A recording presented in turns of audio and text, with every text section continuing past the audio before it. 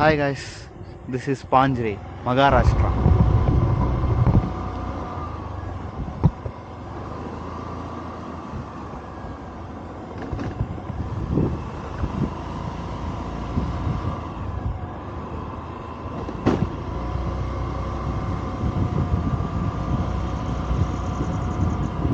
See the mesmerizing view, guys.